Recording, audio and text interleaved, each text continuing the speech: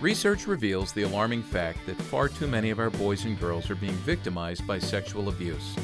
It's our belief that loosened sexual standards and the growing pervasiveness of pornography will only lead to a rise in sexual abuse. And whether you know it or not, the abusers and the abused are living in our midst. Sexual abuse is not benign. It is traumatizing. Consequently, it requires intervention, deep care, and healing. The journey to hope and healing is difficult and long, but it is a journey that can lead to redemption. We'll be talking to a world-class athlete about her own story of abuse and redemption, along with much more on this episode of Youth Culture Matters.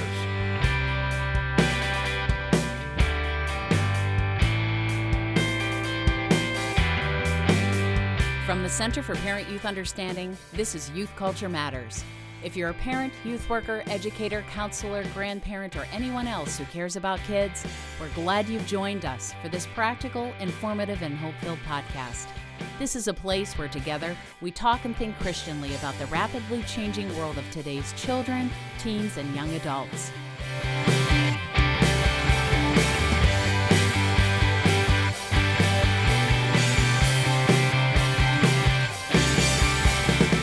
Well, once again, welcome everybody to Youth Culture Matters, the podcast from CPYU. I'm Walt Mueller here at CPYU, along with Jason Sochanek.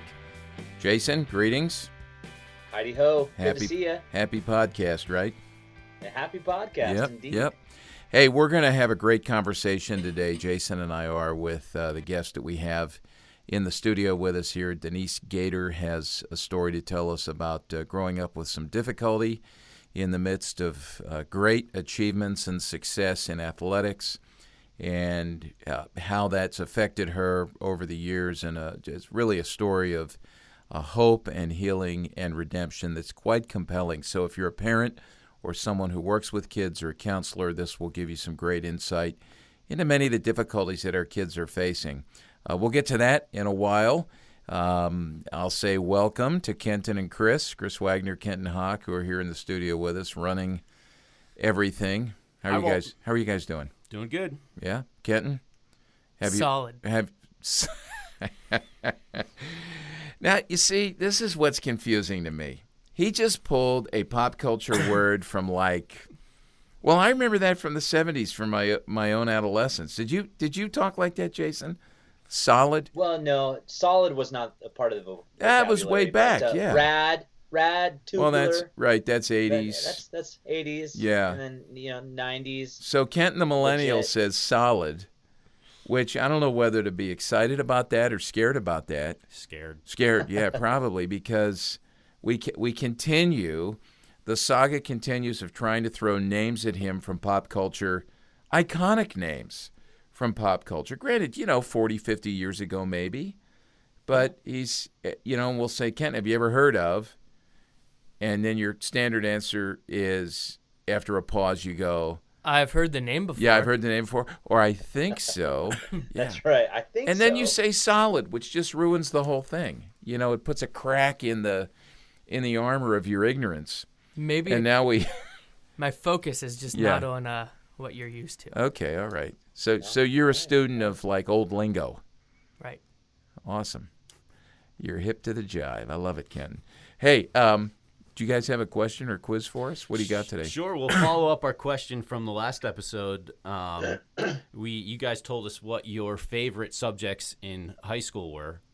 So now I want to follow up with that on what was the class that you received the lowest grade on in high school? Oh, man, that's easy for me. Well, what is it? What is it? My senior year in high school, math. And Math? I think it was math. Yeah, I think it was I'm not a math guy. Really, really bad at math. I still have dreams. I have nightmares about math class in high school. And the nightmares are brutal. I have to take my final to graduate in math. I think it was calculus and trigonometry. It was a combination class. And I was in with these guys who were brilliant. I don't know how I got put in this class. It was terrifying to me. And so I still have these nightmares that I have to take this final. And I'm walking to the final, and I realize, oh my goodness, I don't have a pencil. And so I go I to thought you were going to say you don't have your clothes on. Yeah, 'cause well, that's that happened also too. But happens in minors. yeah. And so I go back to my locker to get the pencil, and I can't remember my combination. And time's just ticking, and I see my life pass before me because I'm going to be in high school forever. And then I wake up. And then I go and have the dream again, 2 months later. It's horrible.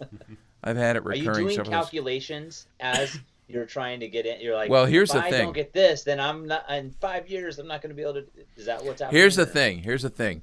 I flunked. I got it. Well, we got E's. So we had A, B, C, D, E. I don't know why we didn't have F. But we had A, B, C, D, E. I got an E in math the last quarter, the last marking period, my senior year. I have never heard of this. You got an E.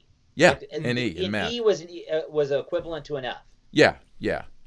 Because think about it. Why I'm do really interested in why we went from E to F. Well, E follows D.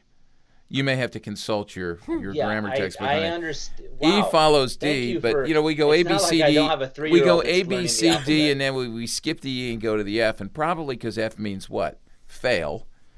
But Fail. we did E. So here's how it worked. I had never failed a class in high school.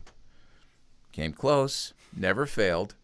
So the day of my high school graduation, I drove to the graduation because we had to go back to the school, turn in our caps and gowns. And when we turned in our caps and gowns, we would get our report card, our final report card. We hadn't seen it. So I have diploma in hand, and I have to run down and get my report card, turn the cap and gown in, and then I'm going to drive home where my entire family and friends, they're waiting for the graduation party. And I get my report card, and I look at it, and my heart just sinks because there for the last quarter is an E.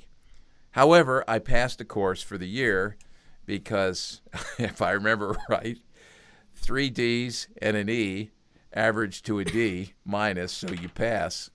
And I drove home, and I can still remember pulling into the driveway with the window down in the car. My dad was sitting in one of those webbed lawn chairs on the patio entertaining everybody. There's food everywhere.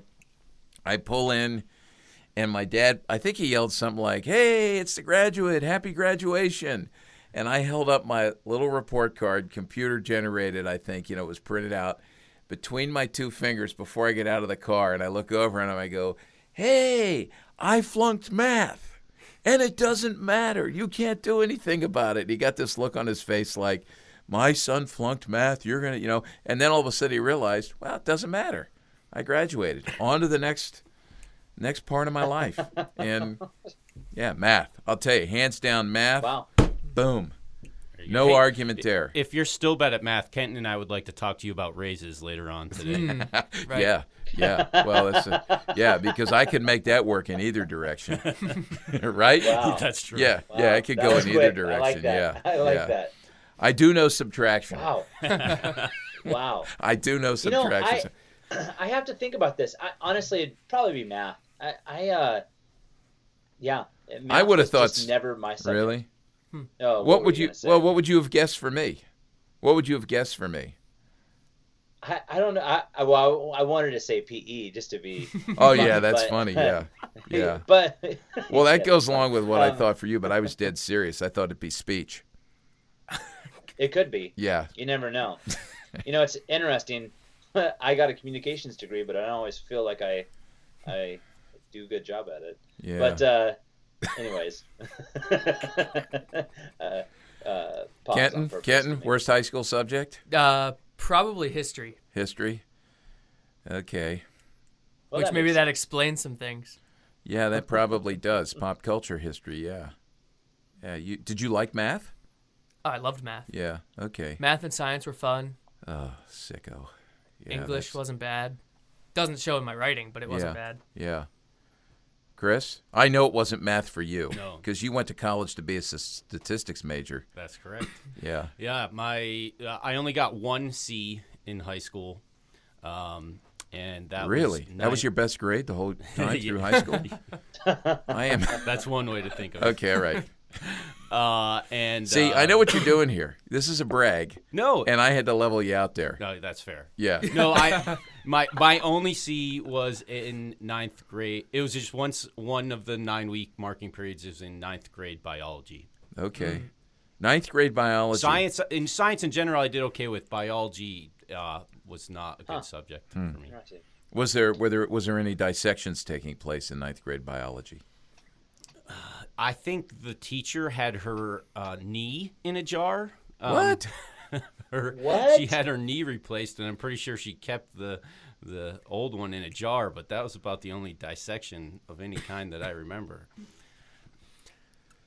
I'm speechless right Chris, now. I have a question for you, because I remember this in ninth grade. There were some weird things in jars, but I do remember the one thing that I think it was our biology teacher. It might have been like health and fitness, but I remember there was a Big Mac and fries that had sat in a jar, and we were in the third or fourth year of that being in that jar, and it looked exactly like the Big Mac and fries my friends would get or I would get at lunch. How about that? Oh, I've heard about things like this. That's a difference. Yeah. It had no mold. It looked exactly like the day you bought it. It was, and I can't, to this day, I can't eat a burger from McDonald's. And I can't, I love the smell of the fries, but I just can't eat it anymore. When fries look that good 4 years later, there is something in that I should not be eating. Wow. Yeah, well, school. Boy, I'm glad that's over. I am just glad that's over. You're here. Yeah, for many reasons in my case. But, yeah, I'm glad it's over. That was a good question. I like that question. All right. I like it. Good. Well, hey, Jason, Well, let's talk a little bit about what's happening in the world and youth culture trends. We call this our 2-minute drill. You guys have the bell? Yes, indeed. Where is it? Oh, yeah, there it is. So when we hear that, there. time's up. 2 minutes per story. Here we go. That sometimes is in my nightmares. Okay. Why don't you begin, Jason? Well, here we go. Gun violence. One of the things that we have seen in the news lately is there's actually a study that actually pointed to the fact that gun violence continues to be on the rise, specifically in PG-13 movies. In fact, it's exceeded rated R movies over the last several decades. Since 1985, it's actually doubled in its presence, and specifically in movies that are rated PG-13. And if you remember, we used to just have PG, all rated R, and then we went to PG-13 because of some of the content, and they wanted it to be available to those that are older, not younger. And PG-13 is actually one of the largest groups where movies are marketed. A lot of superhero movies come in there, movies like Mission Impossible, Star Wars, the Divergent series, even some of the Twilight movies. All of these kind of fit into this genre or this group of PG-13 movies. And what they're finding is that many of these movies have high rates of gun violence. And what they're showing through other studies is that it can actually lead to aggression and sometimes even violent behavior. And I point this out for one very specific purpose. We just need to remember that the media is a powerful teacher, that what we see can actually have an impact on us. It can impact the way that we act, the way that we respond. Studies have shown that it can actually move to aggressive behavior. Does it always lend itself to violent behavior? The data is still out on that, but at the very least, we do know that it's lending itself to aggression. And so we need to be aware of that. We need to understand that it does have an influence on the way that we act and the way we respond. And then I also say this because I think that as parents and as youth workers, we need to be aware of resources that can speak intelligently into what we're seeing and what we're hearing, and even prepare us before seeing a movie. And one of the great resources we've talked about here is Common Sense Media. And then I would also just even suggest some of the 3D articles and then responses that we give to movies and to music on the CPYU website. Good. Well, you mentioned Common Sense Media. That's a great segue because, boy, we depend on them a lot. They've been producing some great things and some great resources for parents and youth workers on media and media trends. And Ciara Felucci, who writes for them, recently did some research on pictures, the images of men and women that our kids are bombarded with that always look perfect. When you see the magazine cover, when you're walking through the checkout aisle. Kids are seeing thousands upon thousands of these images at a time when they're all about, discovering their identity, shaping their worldview. Kids are very impressionable. And these perfect pictures that are photoshopped, that don't show any acne, they don't show any cellulite in the legs, it lengthens their legs, their waists are slim, the wrinkles are erased. These pictures, thanks to photo editing that's out there that we can now do on our smartphones and on our laptops and our tablets, these are shaping not only the way kids look at themselves, but the way that they project themselves through photographs and selfies on the internet and on social networking. So the studies are now revealing that looking at the magazines and looking at the images of supermodels, these perfect people they're not really perfect, but portrayed that way, it has a negative effect on the self-esteem of women and girls. And it's not just the supermodels. Even those curated pictures of your friends on Instagram or Snapchat or Facebook that are way too perfect, thanks to flattering filters and selfie editing tools, these are influencing us in negative ways. So, hey, there's good news. Some of the celebrities are speaking out against this and starting to portray themselves more realistically because they know this is feeding disordered eating and depression and anxiety and a waste of time as we spend so much time with this. But what they've said, parents, do a reality check, talk to your kids, show models and examples of celebrities where when you see them with and without makeup or before and after photoshopping, you say, okay, I get it. This is not who they really are.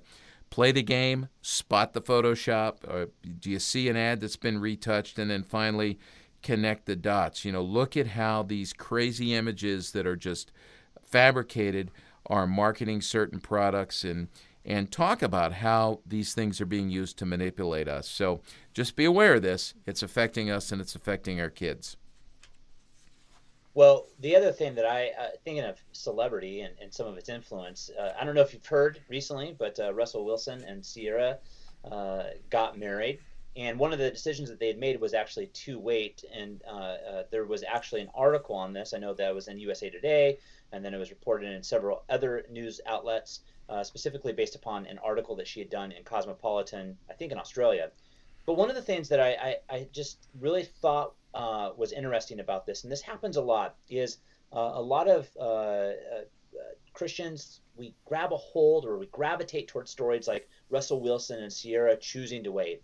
And I always want to throw caution to the fact that we can sometimes celebrate the celebrity rather than the words or the reasons for their choice. And I just want to be very careful with the fact, because I've seen this happen with a lot, because if we're celebrating the individual more than we're celebrating the choice or some of the things that they say, what happens if they make a different decision later on down the road? Right. And so I want to encourage the decision that they made. I think it was a great decision, but I want us to focus more on the words rather than the celebrity.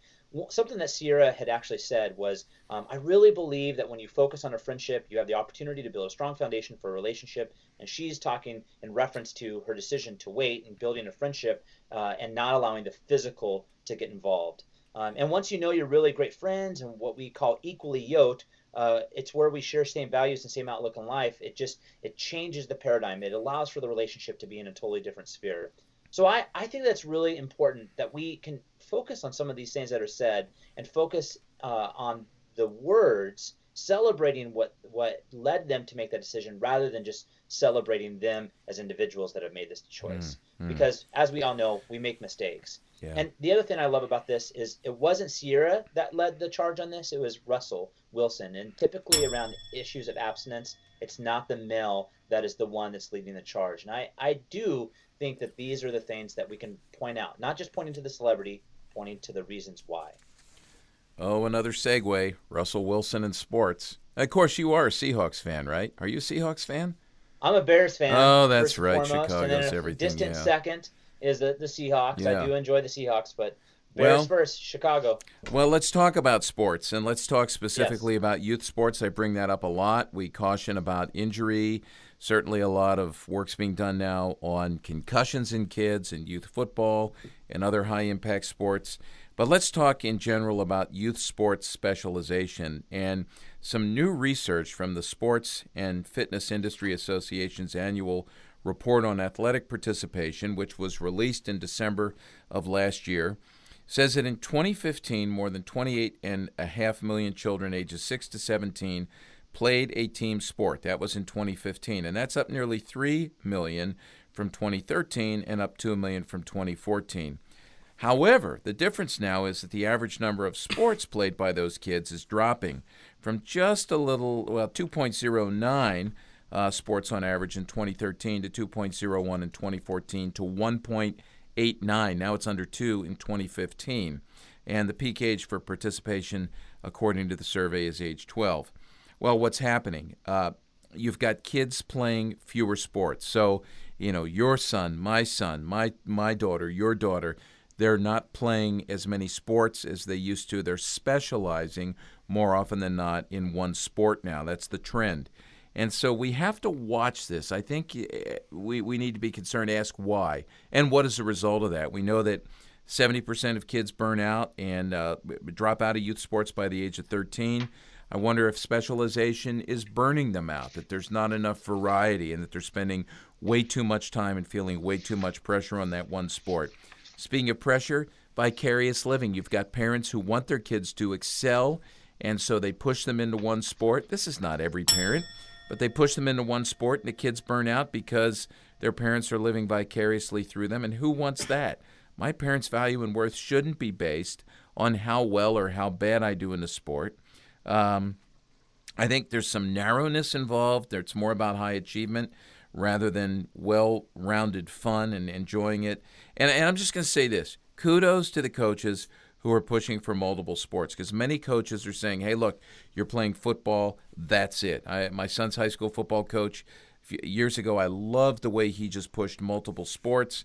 And look, football playoffs, we just went through all that. Highly publicized. Chris Hogan, the receiver for the Patriots, who was getting all kinds of press. 1 year of college football at a small college after 3 years of playing college lacrosse at Penn State. And I always remember, I've heard enough because my boys were lacrosse players. One of them in college, the coach is saying, I love getting football players to play lacrosse. So there's a promotion for multiple sports as well. Let your kids have fun. Let them be well-rounded. Specialization isn't always the best thing. And just because they start early in one particular sport does not necessarily give them any advantage in the long term. And that's also been seen and shown. In fact, the Mannings started playing football not until late into their teen years, which is something that a lot of times is lost. Well, transitioning just a little bit to the idea of millennials, and specifically here in Spokane. I don't often get to report on things that are happening here in Spokane. I just don't know if we have as much interesting news, but there is something that our sheriff's office is starting to do with regards to those that they're hiring that are a little bit younger. And it revolves around the way in which they engage, have face-to-face contact. Because one of the things that they're finding when they hire younger individuals is an inability to really have good contact, good face-to-face. And so they've had to move to a place where they actually send their recruits out into malls and talk to people that are just in the mall about what they're buying, what they're doing. Because of a lack of social skills. Yes, because they've spent so much time on social media. And the article itself, when I first heard this, referred to millennials. And I would actually argue that it's not just a millennial issue. This is an issue that we're seeing across the generations because of the influence and the way in which we engage social media. And I think it's not just with law enforcement. I think the question I had when I heard this and as I engaged with this is this an issue that's happening across the spectrum with all sorts of career choices? Is this something that really is starting needing to be happening because it's social media draws us into a space that's by ourselves, which does not have face-to-face communication. And I really loved that they were taking the effort, the time to do this. And this is my only thing I would say to this, is I think that we got to be aware of how much time we're spending on social media. All of this draws me back to the fact that, and we talk about this all the time, social media is a great thing. It's a place where we can actually glorify God, but we can also do disglory, or we can do great harm to the way that we both engage the world, the way we engage our faith, and the way we engage one another. having community, finding time to get off social media and have face-to-face interaction is really important. And it helps not just with friendships, it also even helps in the workplace. Yeah. Hey, you know that quote I use all the time from the media critic Marshall McLuhan? He said Yeah. years ago, first we shape our tools, then our tools shape us. And this is a great example of how it's doing. We could use the word misshape. Well, let me share one last little bit of research here, and we talk a lot about alcohol and drugs. Certainly in today's world, great concern about opioid addiction and how we get to this point. You know, the heroin problem is huge in our culture. It just seems like everywhere I travel, the television is talking about that. But we can't, in the midst of that, we can't fail to think about the other drugs and alcohol and how that affects our kids and their developing brains. Some new research from the University of Eastern Finland is saying that heavy alcohol use in teenagers causes significant alterations in both electrical and chemical neurotransmission among those who were involved in this study. These were 13 to 18-year-olds who were in the study at the onset of the study, and what they found is that long-term heavy use of alcohol during adolescence, when your brain is developing, when your brain is growing, when it's doing things that God's ordained it to do just to be formed into a healthy brain for adulthood, it is altering, the long-term heavy use of alcohol is altering what's called cortical excitability. If you don't know what that term means, and I didn't, I had to look it up, that's actually can be translated brain activity. So it alters our brain activity and then functional connectivity in the brain. So basically what they're saying is this is not good for the brain, and they're discovering this now and trumpeting this. And I think this is another reason why we need to be talking to our kids about the dangers of drugs and alcohol. Long term, what does it set them up for? Well, they look ahead and they're saying, hey, this plays a role in anxiety, in depression, and several other neurological disorders. And certainly these things are moving up and on the rise and off the charts in the teenage population, so we need to be careful with this. Their conclusion, for young people whose brain is still developing, heavy alcohol use is especially detrimental, more detrimental than previously thought. So, folks, these stories, these what we've just shared with you, as we always do, we do this for one reason, that's to make you aware so you can begin to respond in ways that promote kingdom of God living and human flourishing, as opposed to seeing our world and our kids continue to decline. So take these things, talk about them, act on them, share them with other parents, and all for the purpose of getting to see our kids flourish, get through their adolescent years while they flourish to God's glory. Well, we're going to take a break here, and when we come back, we're going to have a conversation with a new friend of ours. Her name is Denise Gater. She has a compelling story, and it's a story you'll want to hear. Stay with us. We'll be right back for more on Youth Culture Matters.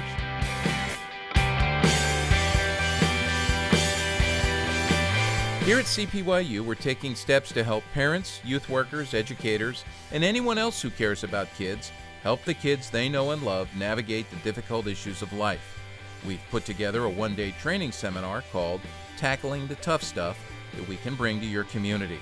Over the course of the day, Marth Penner and I will provide information and practical steps you can take to address narcissism, pornography, self-injury, depression, suicide, and a variety of other tough issues kids face in today's world. To learn more about bringing Tackling the Tough Stuff to your church or community, go to cpyu.org/tough stuff or call us at 1-800-807-CPYU.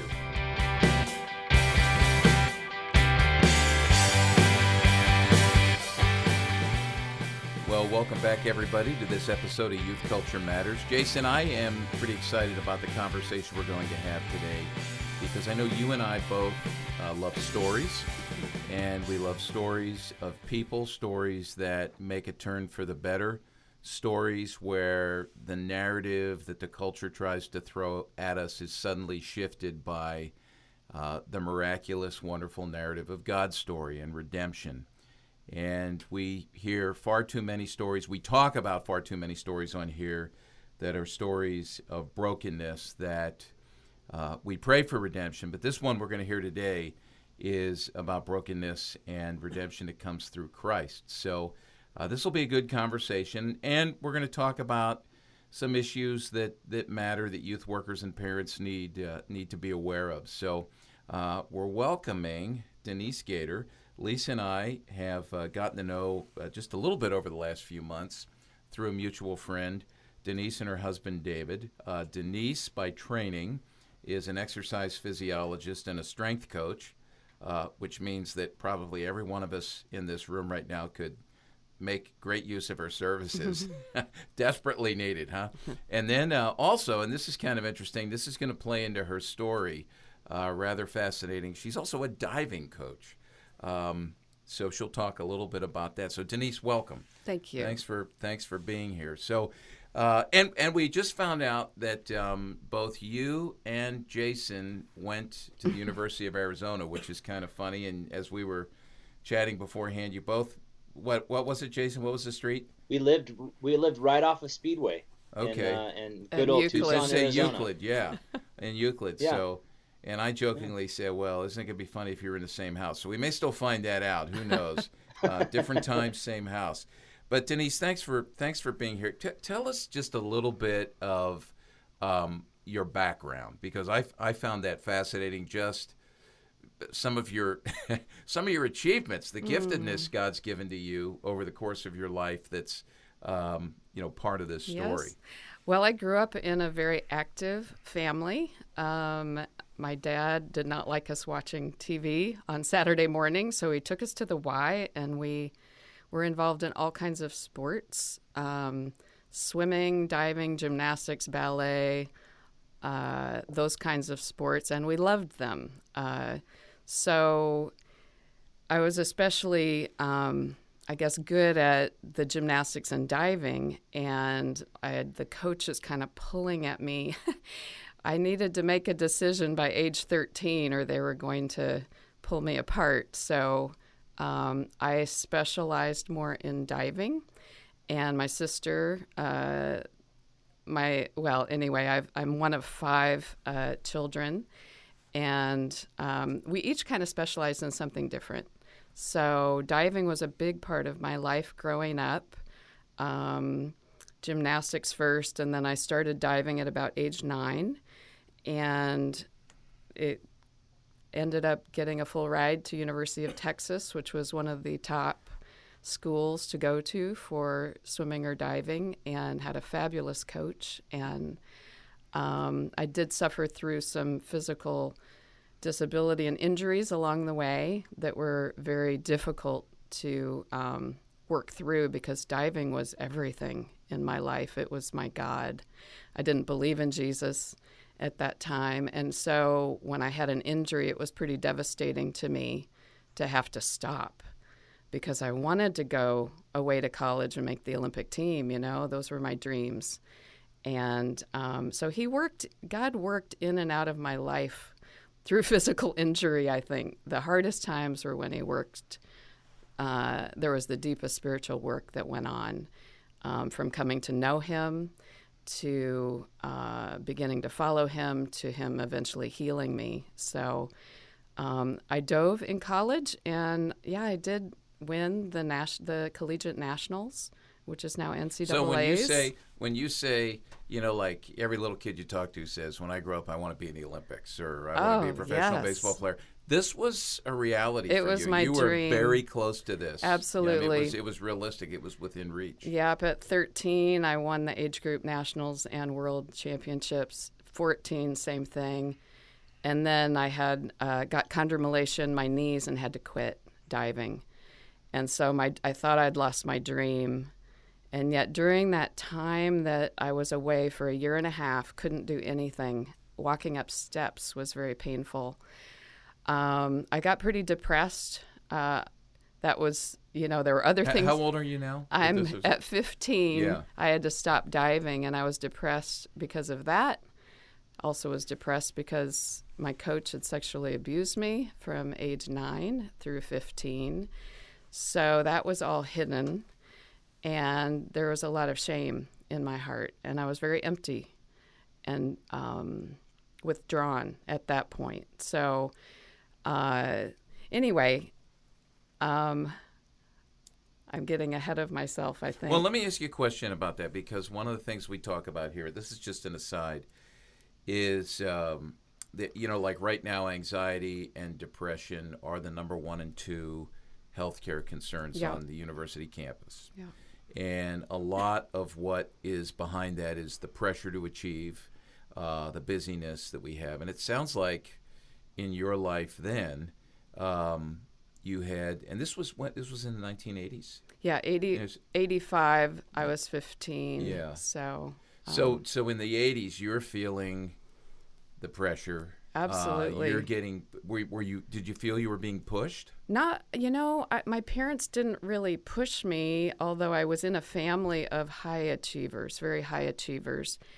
And I did kind of get a lot of attention. It was like a performance-oriented love almost. That's how I felt affection and attention, was when I did well. And my sisters were also extremely athletic, but they were like valedictorian in grades. They were so smart, and I wasn't as good at school. I got A's and B's, that was subpar in my family at that point. But I did excel in sports, and so I kind of, that was a huge part of my life, and I wanted to be the best, the best that I could be. And the coaches were also building that up as a dream and a hope, and they definitely pushed me. Yeah. So I worked hard. And then you add to that the layer of what you mentioned of sexual abuse from a young age, where it's, obviously every person I've talked to with this, extremely difficult to sort out. Then you mentioned shame as well. Oh my gosh. So you're carrying that. Well, and he became a very close, trusted friend of our family, and I traveled with him to meets all the time.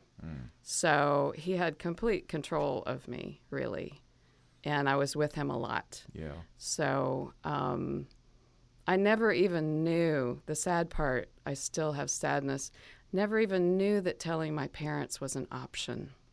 How sad is that? Yeah. So...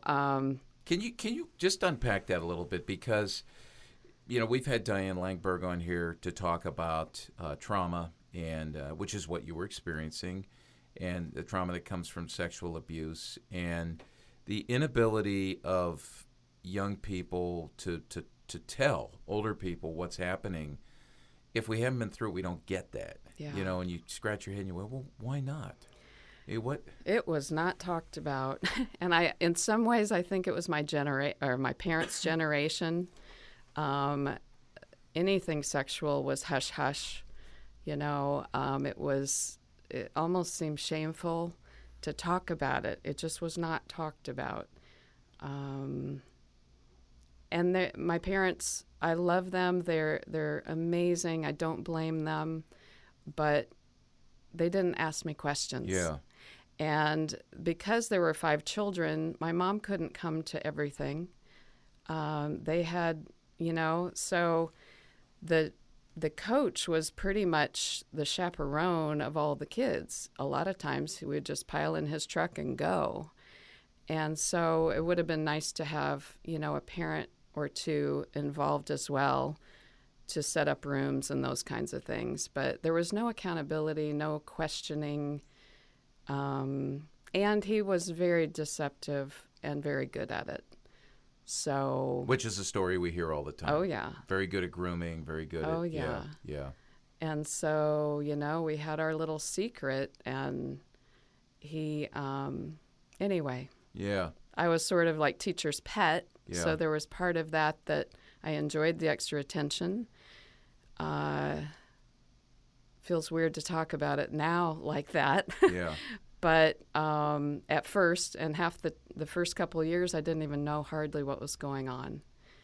And then as I found out more and more, the darker it got. Yeah. And I became very emotional, a lot of stomach aches from stress. And my parents thought it was sports mostly, the stress of competing and that sort of thing probably. So I bit my nails constantly, picked at them. So I had some signs of high stress in my life, but, I was healthy. I was doing well in school and sports, and so I was a pretty normal-looking kid. Well, let me ask you one more question because we do want to move on to hearing about the healing. That's the great side of this, the great part of this story. But just what you said there about nobody asked me questions. My parents didn't ask me questions. Yeah. In hindsight now as an adult who's had to process this, is there some advice you could give to parents that would help them? I probably went overboard with my daughters. I have 2 daughters, and I wanted them to know what was appropriate. And even when they were very little, and I'd bathe them together, as preschool kids perhaps. And I would tell them that no one was allowed to touch them where their swimming suit is. Anything under their swimming suit is off limits unless it's, something's wrong and a doctor's looking at them, or, if we needed to talk about something there. That was a private part that was, that no one was really allowed to touch that wasn't a parent or a doctor. And so we would talk about that, and they're like, okay. And so I also said, if anyone tries to touch you in those places, you need to tell me. And I tried to have a relationship with my girls that was open enough that they would come to me and said, well, this boy tried this. And that did happen once, with one of my daughters. And it was, the boy didn't even know what he was doing. He was pretty much tickling just in a inappropriate place. But he needed to know that was not acceptable. And so as embarrassing as it was, I went and we needed to talk to that parent and the boy and just, let him know that wasn't appropriate. So that's really great to hear. I think one of the things that we often talk about, Walt and I do, is the parent becoming the authority, being the source for information, essentially being Google when it comes to these issues. And so you being able to say those things is something that we often speak to parents about being able to have open lines of communication so that these things are prevented because of the communication that takes place. That's excellent. Well, things start so early these days, that I think I started talking about those things when they were very young. So it wasn't as weird when we got into the puberty days. Well, that's good advice right there. Yeah. That's gold, really, because parents are scared to talk about these things. And I think, as you said, part of it is that we never, as parents, nobody ever talked to us in healthy ways. But now the culture is talking to kids about sexuality from birth. Yeah. And unfortunately, they're being our boys and our girls, I think, are being nurtured now by what they see and hear. That's just just these far out, horribly immoral examples of God's good gift of sexuality that's nurturing them into living it out in ways that are destructive to themselves and to others. So you're right. I mean, this is your story. Just that part so far is far more common than we know or imagine. Yeah. So, Denise, go ahead, I do have a question around, because you said 9 to 15, and so I'm actually I want to move us a little bit to some of the healing, but I'm curious what ultimately led at 15 for it to stop. Was it you sharing, or was it the injury that you mentioned earlier? It actually, looking back, I think it was God's deliverance, but I did develop chondromalacia really badly in both knees. What is that, by the way? It's the softening of the cartilage under the kneecap, and it becomes, instead of being hard and firm, it's soft and bumpy. And my knees were swollen all the time. It was very painful, and they really had no cure for it. It was like ice them and take aspirin and wrap them. Wow. And there was nothing they could do for me back then. Nowadays, I think they do have more they can help people with in that area, but back then there was nothing they could do. Yeah. And some people have it their whole lives, and some people, it eventually it goes away. But mine was very dramatic in coming and very dramatic in going. And So within a week's time, I was training super hard at the top of my game in diving and winning age group and nationals and world championships. And the next week, I could hardly walk up steps. So it was a dramatic thing that made me quit diving and ultimately delivered me from my abuser. So it was bittersweet. I was glad to be out of that situation, clearly. But I also had lost a huge amount as far as what I loved to do. And my life dream of, going away to college and, training for the Olympic team and that sort of thing. So it was very bittersweet, and I didn't know what to do with it. But in hindsight, I hear you saying that was clearly God's hand to deliver you. Romans 8:28. Yep. Here you have a moment where things are really dark and bad, but God's using it for great good. Yes, and during that time, my oldest sister had gone away to Young Life Camp and accepted Jesus and came back ready to evangelize the world. I thought she had lost it completely. I thought she'd gone off the deep end, but it was a genuine conversion. And she started becoming a Young Life leader, and pretty soon Club was at our house. And here, my parents were not even believers, but they wanted to know what she was getting into. And so we had Club at our house, and it was fun, these crazy leaders and singing and goofy games, and then they'd talk about Jesus. And I didn't listen too much. I wasn't interested in God right then, but it was something to do, and there was a really cute guy that could play ping pong really well. So I did start going, and it made my coach mad. He hated God. And honestly, it felt good to make him mad. That's kind of warped, but I enjoyed him not being in control of me anymore. And so my dad, my atheist father, he said, I think you should go to Young Life Camp this summer, and I'll pay for it. I could not believe it. Wow. It's like, what? It was odd, because usually we had to pay for at least half of anything fun, and that he's not even a believer in Christ, and he thought I should go. But he was so impressed with the leaders and what good role models they were, and he thought it'd be good for me. So I went to camp and heard the gospel for the first time. And so it really seemed too good to be true, honestly.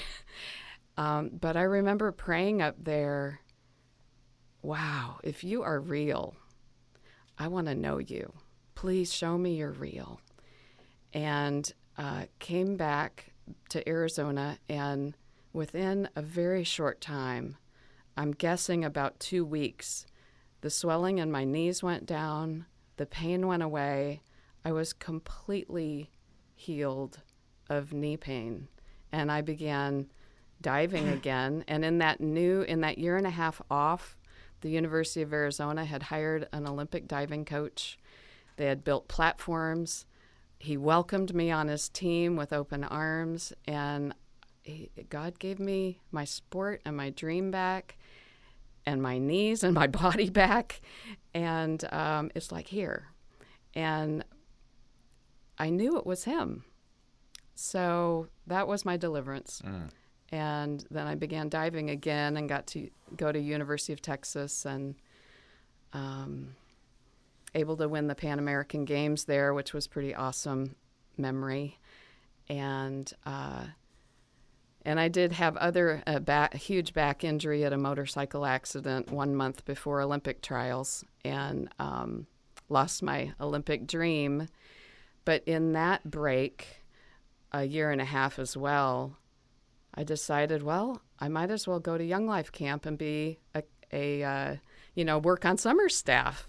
And so I went to a Young Life Camp, and at the pool, I see this young girl who reminded me of myself at 15. I could tell she was suicidal. And I went and sat with her and spent a couple days with her. And she was ready to end her life there at camp, had brought drugs. She was a mess. And I got to be a part of leading her to the Lord. And that completely shifted my perspective on life of what was important. This was way beyond diving. This gave me a new purpose in life. And so that 1.5 year break is what changed my perspective in really what I did that after college and beyond. And I got to help with through Young Life as a volunteer, as a leader, and for many years have been involved in that ministry. And it's been great because I've gotten to reach out to young kids, teenagers that are wounded. Yeah. So many wounded people out there. Do you find that, like you talked about the girl in the swimming pool? Yeah. How did you know that? I mean, obviously God's Spirit was at work, but was it out of your own pain that you were able to, like is attracted to like, or like sees like? I wonder if it was just God kind of giving me that extra knowledge, but looking at her, I don't think most people would have noticed. But I noticed because I've been in that place. Yeah. And she just looked downcast. She looked, she was alone. There was something about her that I could tell that was wrong, she was hurting. And so I just went up and talked to her. And it wasn't easy at first. It was a little awkward to make conversation. But as I showed more and more interest and started sharing my hurts, she began to open up. And so I think it was a combination of God and my own background. Well, I think we need to take a break right now, but what I would like to be able to do is come back and hear a little bit about your own journey. I know that you've started the process of even writing a book, Mm-hmm. and I would love to hear a little bit about what that has entailed, what that journey has looked like, and a little bit more about the healing that's taken place in your own life in the midst of that, because it sounds like there was something that was beginning to happen that was even able to be spoken into the life of this young student that you had seen at Young Life. So we're going to take a quick break, and then we'll be right back with Denise and with Walt, and we'll continue this conversation. Thanks for listening.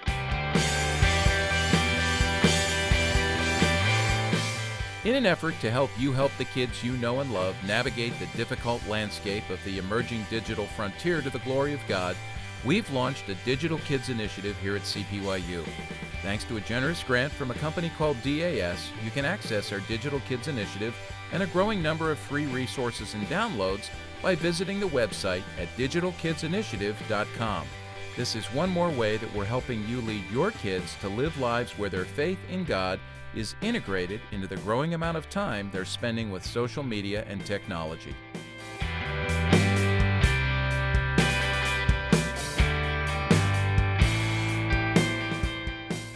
Welcome back to Youth Culture Matters. I'm sitting here with Walt Mueller, as always, and then with Denise Gater. Thank you so much for being here. We're having a wonderful conversation.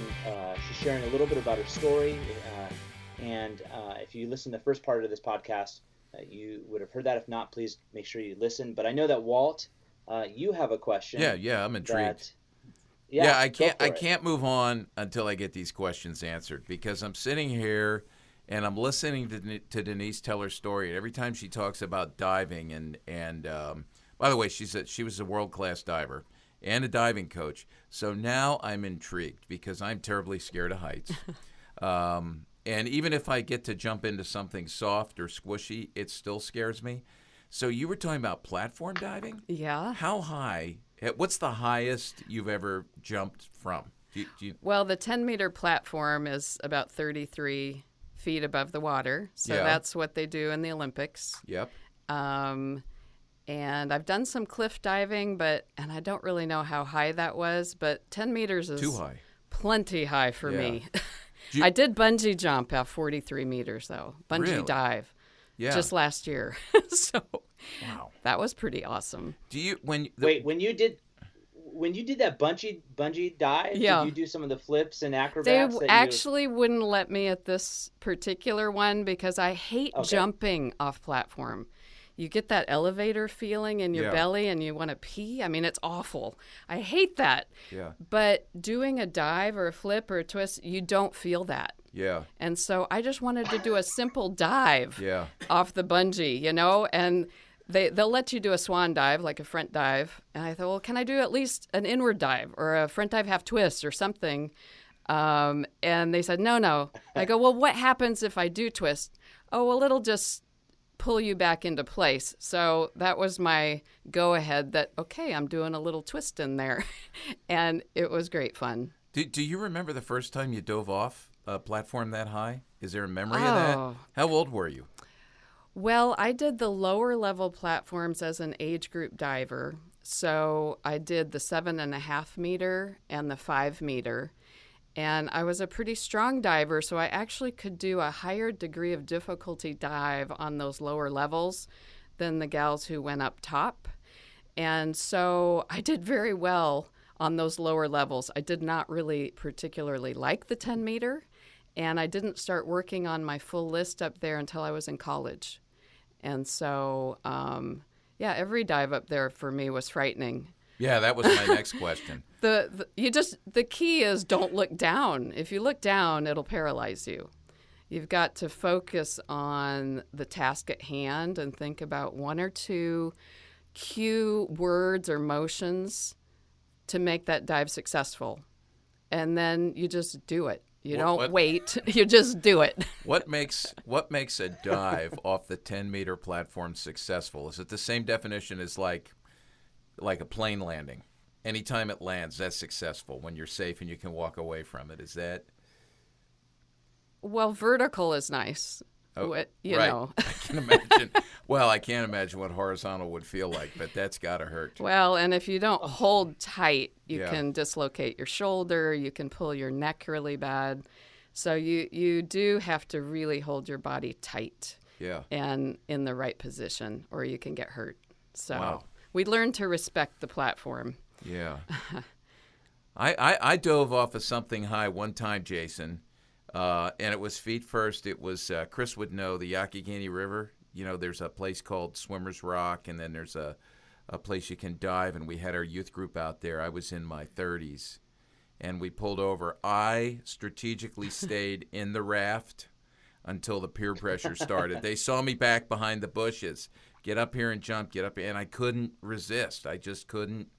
The foolishness of having to cave to the crowd, that's what drove me. But Denise wanted to do this, and over and over and over again. So it's just I'm just trying to imagine this. It's crazy when you think about it. So when I watch the Olympics, I can reasonably assume that everybody that stands up there, male and female, who's diving from 10 meters is scared.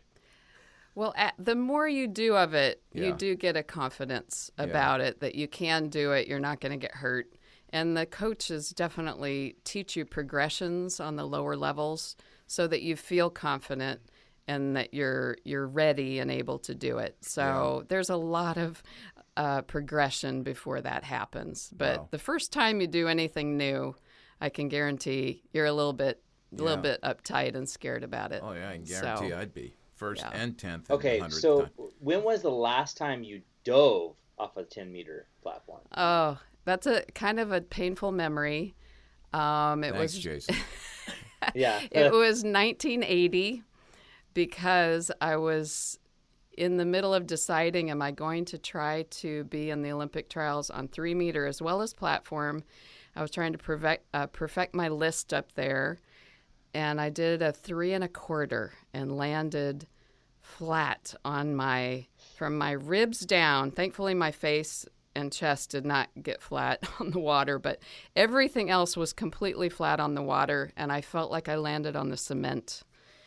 And I was so bruised upon bruised. And so I had to be out for 2 weeks just to get the bruising out of my legs and needed to do that dive again.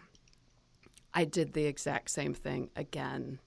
I just had a takeoff with my head down, and it wasn't working, and I came out early.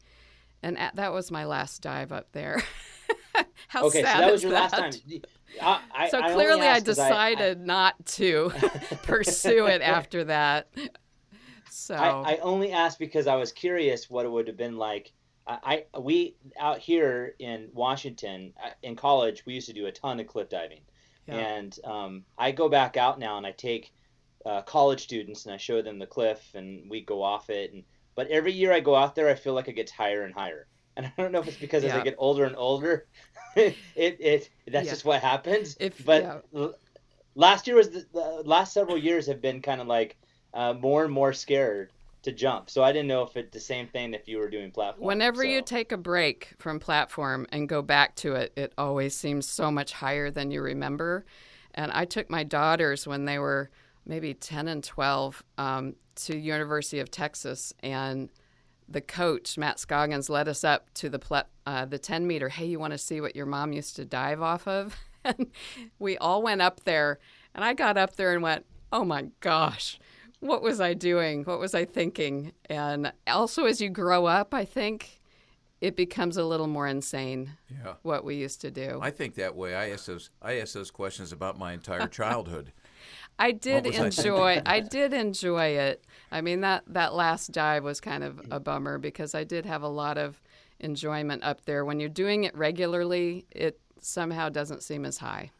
Jason, next time you're in town, we'll have a little podcast activity, and we'll get Chris and Kenton and you and I, and we'll go to a swimming pool and get Denise to show us how to jump off a platform. You know, now this is like the second or third podcast activity we've talked about, Walt. Yeah. Because the other one that I know for sure included Jeremy Affelt throwing fastballs at us to see which one of us might It's always be the able athletic contest trying to be macho. By the way, don't come visit. That way we won't have to do this. Because I think I'd say I'll go last, and I won't go. Yeah, it's just beyond. Yeah. I would actually be all for the platform and just seeing you jump off it. Oh yeah, see, you'd be all for it. And for I will me. go first. That's yeah. That's funny. Hey, let's let's play yes. Take 5 with Denise. Do you have some questions? I do. All right. I do. Now I'll probably include some of the questions we just asked as the Take 5, just as a matter of time. So I think that's fair. We can include some of those, but I do have a few that I would love to ask. So the first one, and this is based upon something that Walt had shared, but what might be, or who might be the most famous person that you ever went to a dance with? Well, clearly, Greg Louganis was my prom date, so that was pretty cool. And he's a fabulous dancer, the best dancer I've ever danced with. So Was he on Dancing with the Stars? Was he? He needs to be. Okay, all right. He totally needs to be. He has not been that I've seen.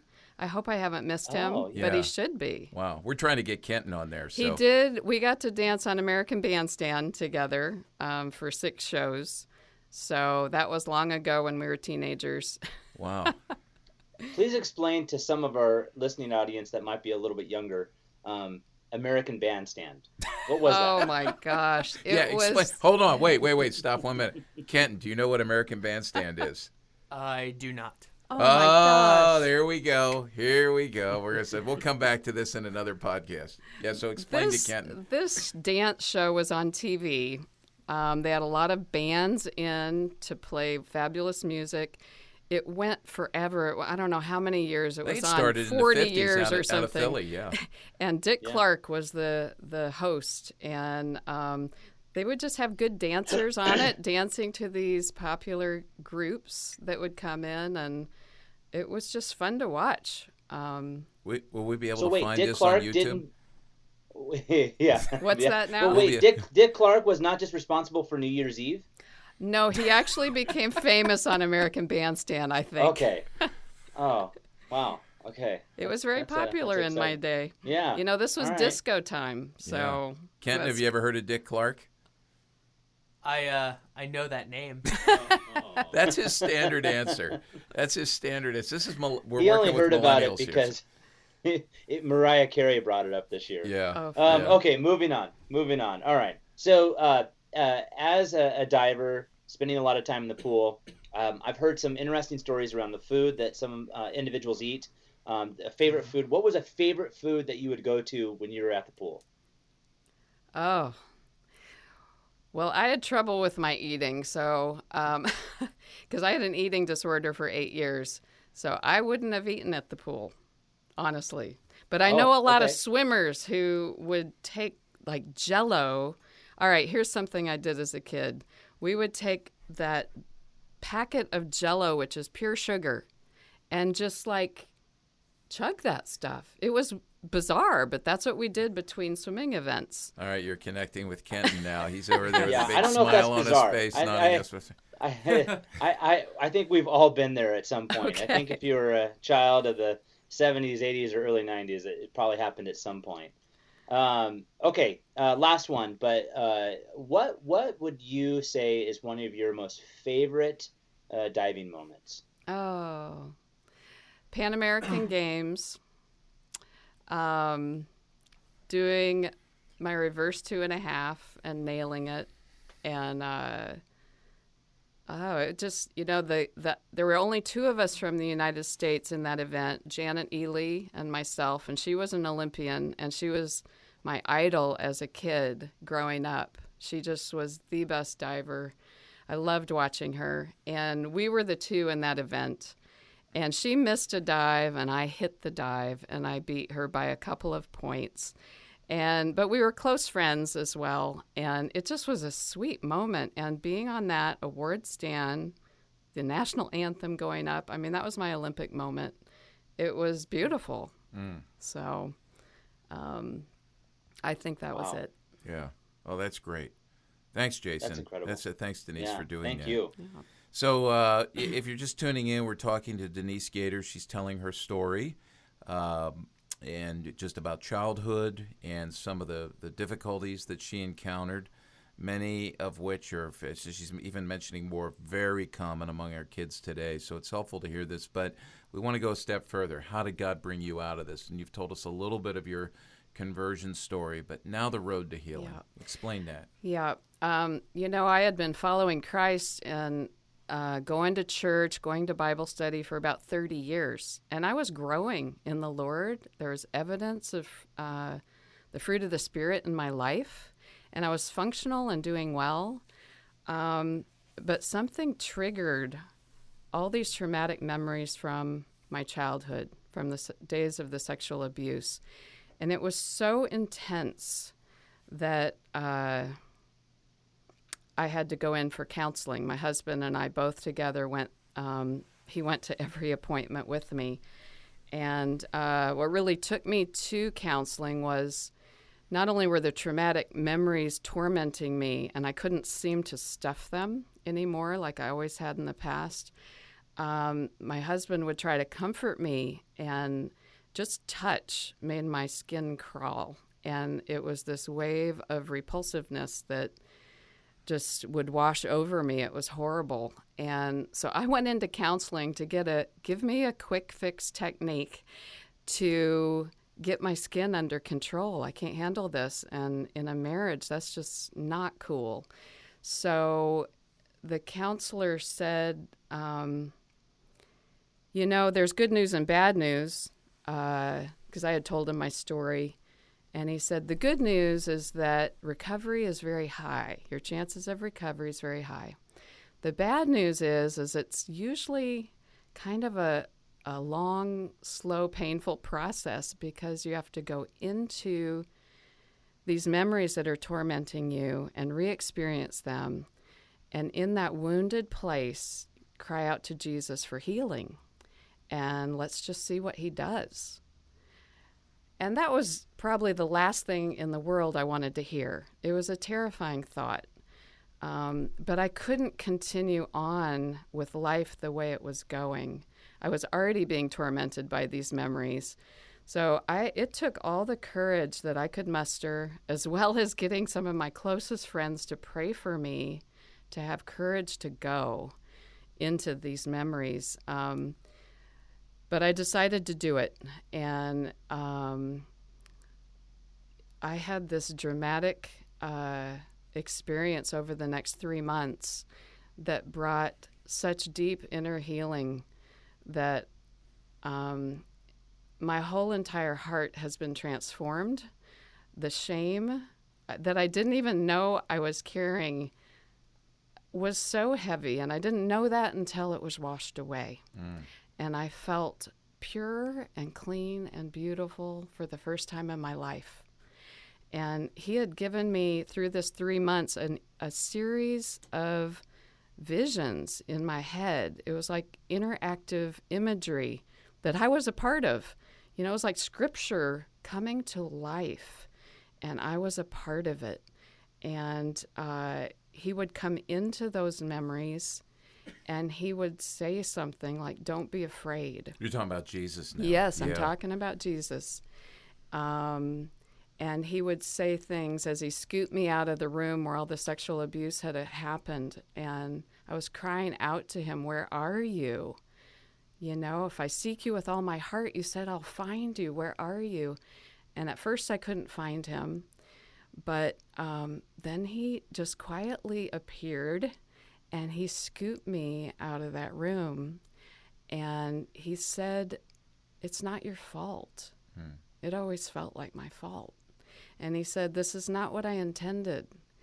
And he did some beautiful things like that through these traumatic memories. There were really 4 traumatic memories that he came into and rescued me out of and did something very special with that changed those memories forever. Instead of being a traumatic memory, it's now a memory of rescue and deliverance.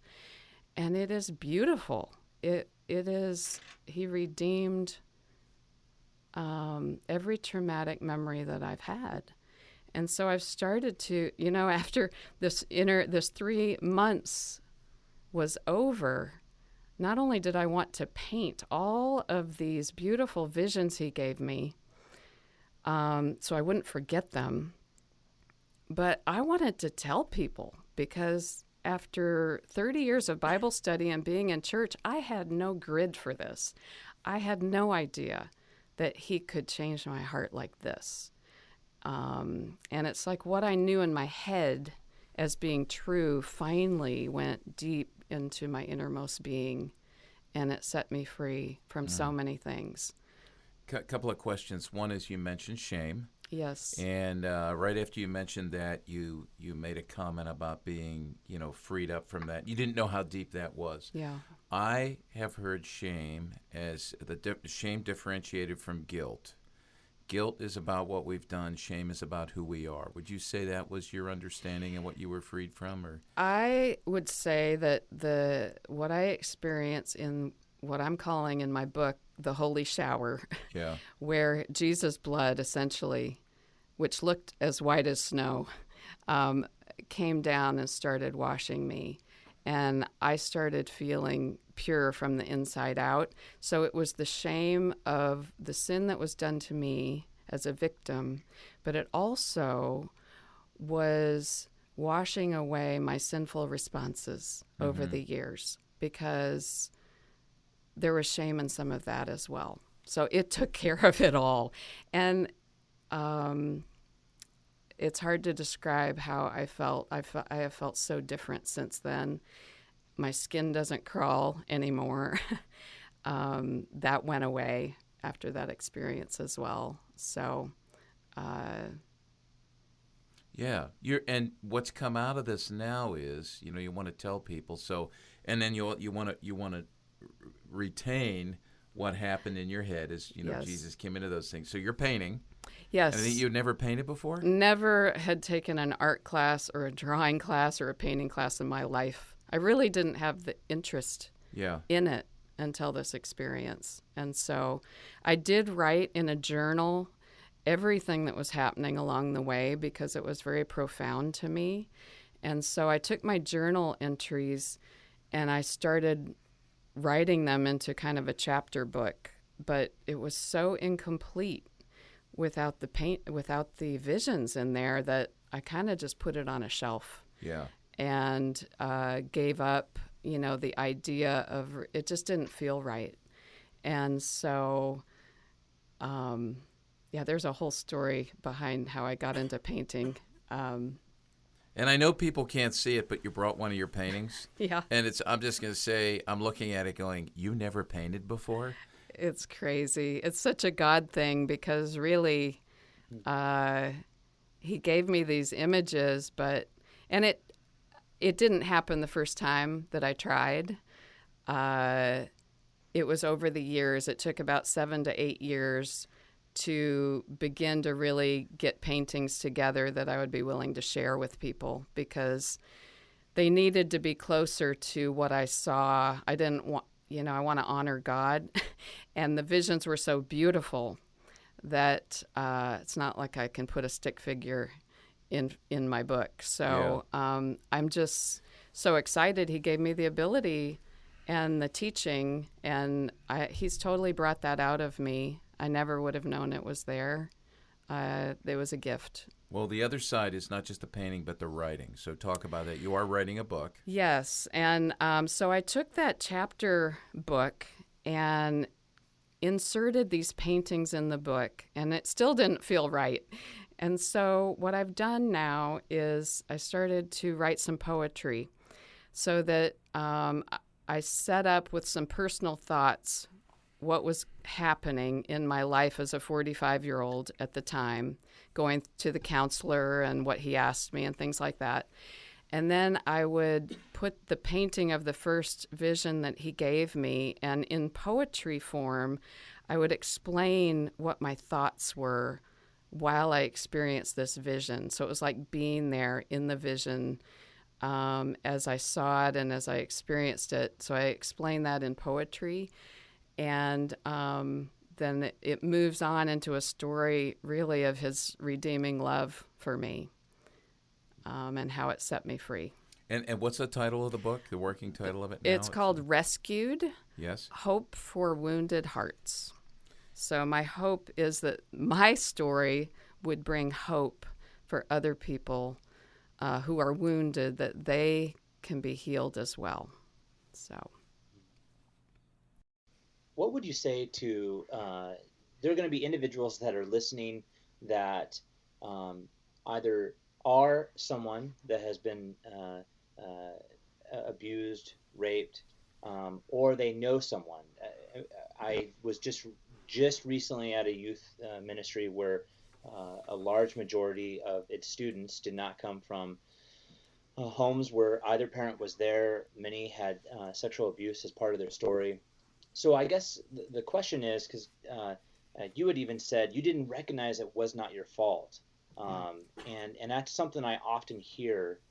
And I'm just curious what you would say to the individual that's listening to this that knows someone or may be someone whose story has this part of it. What might be some things you would say? What might be some advice that you would give?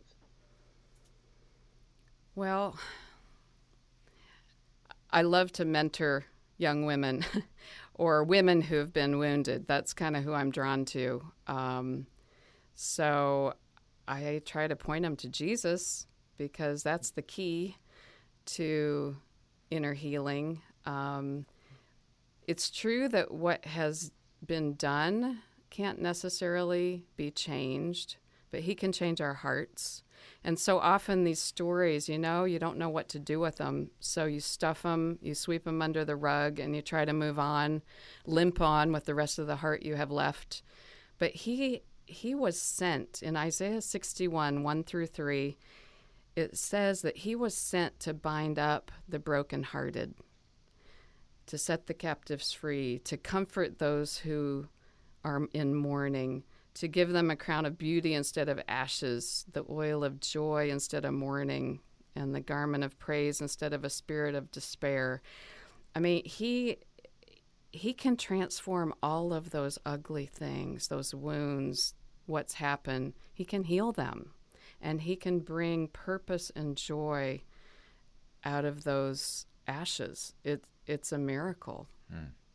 Yeah, you know what's neat about this, Jason, is we talk a lot about how in our culture today everything's focused on identity, and we find our identity in all the wrong things. We put our identity in all the wrong things. So, for kids it could be athletics, or parents in my kids who are involved in athletics and doing well.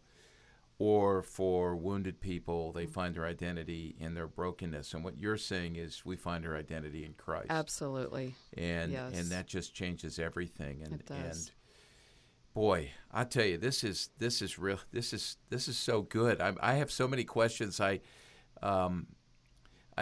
trying to think here. I had one, and then you went down the road of Sorry. Isaiah. No, that's fine. I wanted to hear that. That was really good. But I'm thinking now about just trauma.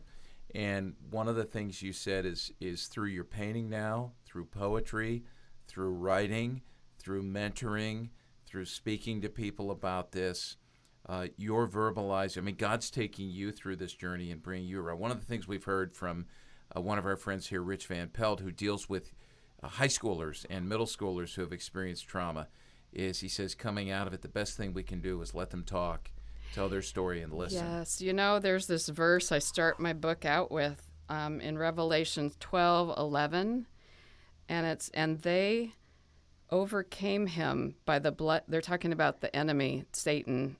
They overcame him by the blood of the Lamb and because of the word of their testimony. And so it's like the blood of the Lamb, like that holy shower I was talking about, that was a huge turning point in my experience. And then he gave me this he compelled me to want to share my story. Who does that? People don't talk about these stories much unless they've had some kind of dramatic healing, I don't think. But to hear other people who've been healed, it really builds faith that maybe he'll do that for you too. And so talking about it, I think, is huge. And talking about how Jesus can transform the heart and the memories, and he will never leave you or forsake you, and he loves you unconditionally for who you are, not what you do. All of those things, I think, can be encouraging to those folks, and being willing to walk alongside them and love them through it. It's a lot of times we reach out to other things for comfort. Mine was food. Some people go to alcohol, drugs, cutting, all kinds of things as a symptom of the pain in there, and they don't even really know why they're doing it sometimes. Yeah. But it brings a false comfort into their life, and then eventually they become addicted, and it can destroy them. Yeah. I'm going to ask one more question. I know we need to wrap this up, and I don't know, Jason, if you have any other questions, but just for, as a married woman, you talked about David, your husband, David. What can a husband do for a spouse who's been through this? And I'm sure he's got a tender heart, so I know. Yes, he has walked alongside me through so much. I don't think, he was my rock. He helped me learn to retrain my thought life. I had a very negative, kind of self-abusive, self-loathing internal dialogue going in all the time. And he would point out lies and help me take them captive and replace it with truth. So part of it was just gently telling me the truth, loving me through the ugly, and praying for me. He really did. He began to learn how to discern when the enemy was really attacking me, and his bold prayers would make it lift. And so we had some spiritual warfare going on. I did in my heart, and my husband, the word, the sword of the Spirit, the Word of God is the most powerful weapon we can use against those things, whether it's, I had violent images coming into my head, or just several experiences where his bold prayers made a huge difference.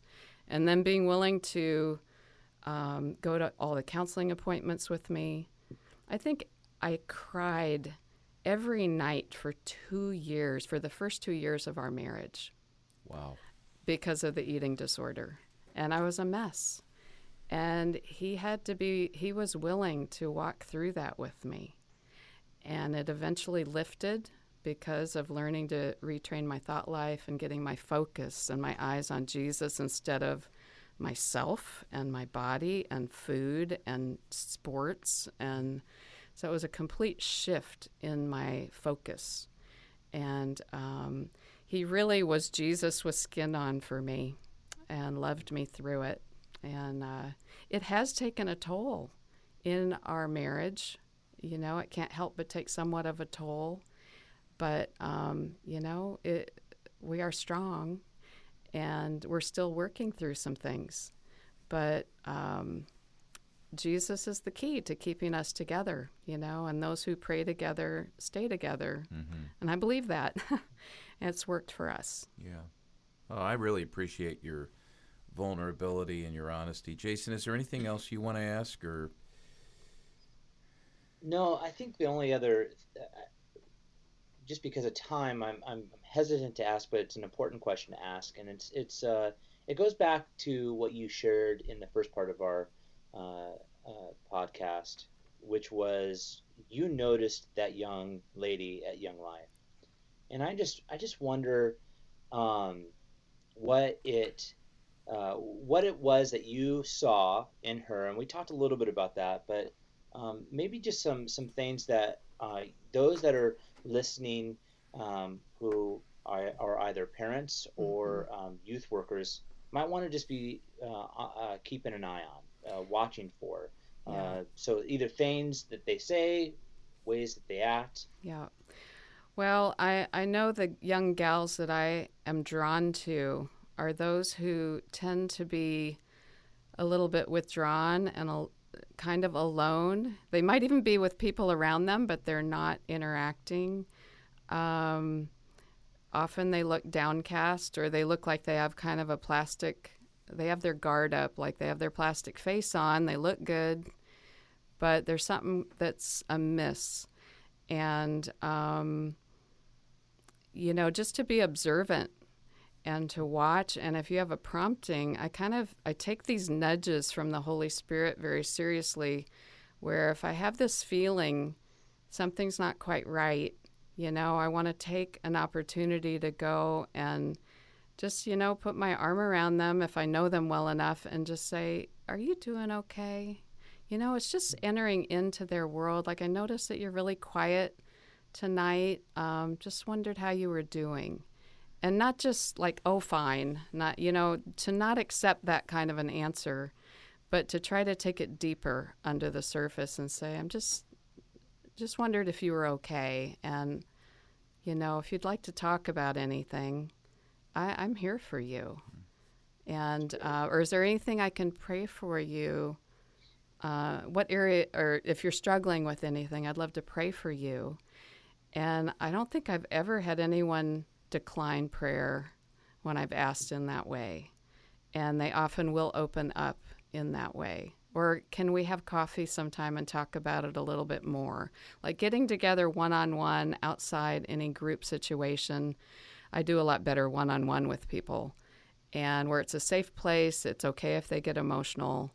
And I often share some hurt, if they give me anything to go on, I often will share a little bit of my wounded past, and that will bring them out a lot more so that they don't feel alone in their whatever it is they're dealing with. Because a lot of times you feel like you're the only one that's dealing with this, and that no one will ever love you because of what's happened. So there's a lot of lies going on in the head that we want to speak truth into if at all possible. This has been really good, and I think, you know, as we finish this out, the overarching message that I'm hearing today is that the only Redeemer that there is that brings redemption is Jesus Christ. And not only does he make us new, but he takes our pain and allows us to step into the pain of others. And be, as you said, you know, Jesus with skin, his hands and feet, and be tools in God's hand to lead people to that same redemption. So we want to pass it on. Oh, yeah. Yeah. So thank you for Thank you. This sounds so weird, but, it's kind of like thank you for suffering the way you did in redemptive ways, to let God work in your life like this. And I would go through it all again to experience the intimacy that I have with Jesus now. wow. Yeah. Wow. Yes, that's a powerful, powerful statement there. So, well, Denise, the book, is that going to be published? Do you know where Yes, it's at in even the if process right I now? will probably self-publish, but it's in the editing phase, and it is getting close. So I don't know how long these. I thought it would be done a long time ago, but it just takes a lot longer than It does. expected. But certainly this year it will be completed and out. And when that's done, we will put the link up on the podcast page. We'll put some links up as well to some other resources that we think would be helpful to people. And we're grateful for you and your story and for what God's done in your life. Thanks for sharing it. So Thank you for inviting me. yes, thanks. My pleasure. Well, Jason, this has been good, and I know Yes, it has. this is helpful for people. It's been helpful for me, and it really makes me think about these issues and just how prevalent they are, and how we can step in and offer godly responses. So, thank you everyone for listening in. Thank you, Denise Gater, for joining us, and we'll be with you again on the next episode of Youth Culture Matters. Thanks for joining us for Youth Culture Matters, a podcast from the Center for Parent-Youth Understanding. If you'd like to learn more about today's youth culture, visit our website at cpyu.org. And if you have any questions, comments, or feedback, email us at podcast@cpyu.org.